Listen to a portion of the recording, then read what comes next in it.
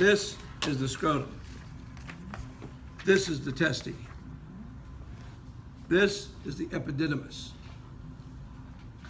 This right here, with the blood vessels and everything, is the spermatic cord. But the pink coming up and over the top of the urinary bladder to back here, this is the ductus deferens, or the vas deferens. It goes behind, posterior to the urinary bladder, and it swells up right here.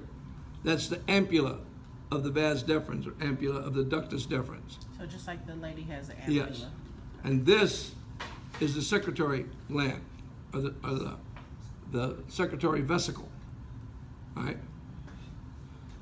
This makes 60 to 70% of the semen. This coming out from the epididymis is only 5%. When I look in here, this is the outside of the prostate gland. This is the inside of the prostate gland. See that little tube right here? That is the ejaculatory duct. The ejaculatory duct is a combination of the ampulla of the vas deferens and the seminal gland, or the seminal vesicle. These two join and they make a 1/2 inch long tube called the ejaculatory duct. And this is a test question. The ejaculatory duct empties into the prostatic urethra. So again, we need to know the prostatic urethra. We need to know the membranous urethra, where it goes to the urogenital diaphragm. We need to know the penile urethra, or the spongy urethra. And we need to know where it enlarges right here is the fossa navicularis. When we look at this model on this side has got the prepuce, the foreskin, going over the glans penis. This side does not. In fact, when you look back here, see that little rim right there? That's the corona, the crown of the glans penis. That's what's left of the foreskin after circumcision. Okay? And that really, this little blue tip here,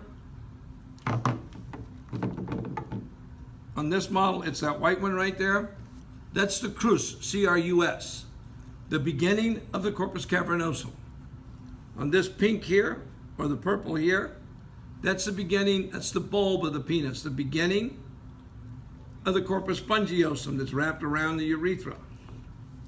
You can see it right here, wrapped around the urethra. Is that the bulb urethral? No. Okay. Oh, yeah. If I do this, I'm thinking of see the monkey face? The one on the top that has the eyes, those are the two corpus cavernosum. The one on the bottom wrapped around the urethra, that's a corpus spongiosum. Okay? If I take this model, this is the scrotum. See that little red line going all the way around? That little red line is the dartos muscle. It wrinkles the scrotum.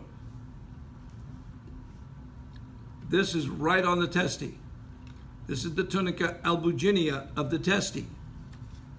Here you can see the epididymis. And if I do this and bring my fingers right here, I am touching the spermatic cord.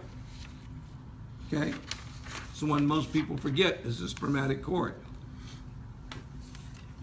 Now, when I put this down, and now I'm going to the other side, that was the dartos muscle, wrinkles the scrotum. See the elastic bands? Those are muscles. This is the cremaster muscle. It lifts the testes up against the body to keep them warm.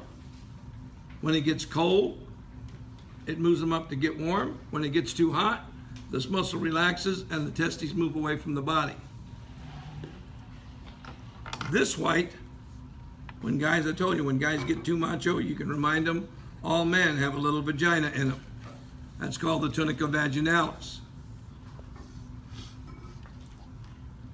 If we look here, and we look at the side view,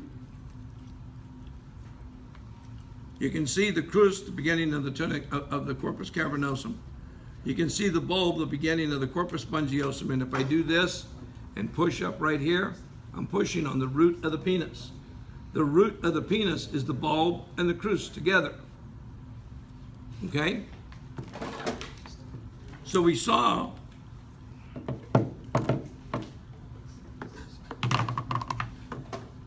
We saw the seminal gland, seminal vesicle.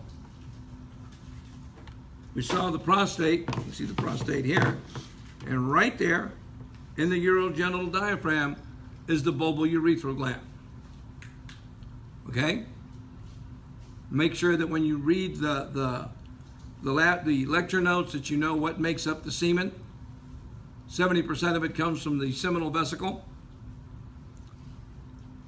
15% comes from the prostate gland. 5% comes from the bulbourethral gland, and 5% comes up from the epididymis, and that would be the part that's carrying the sperm. Remember that when we do a vasectomy, I come in from behind, and all we would do is cut a little piece of that vas deferens out. That means, and it's important for you to remember, a man can still have an erection, and he can still ejaculate. The only difference is, doesn't have any sperm in it, because he can't come up the vas.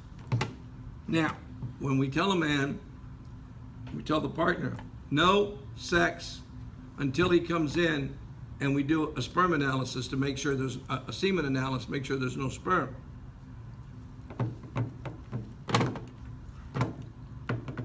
And that's the guy, he's easy.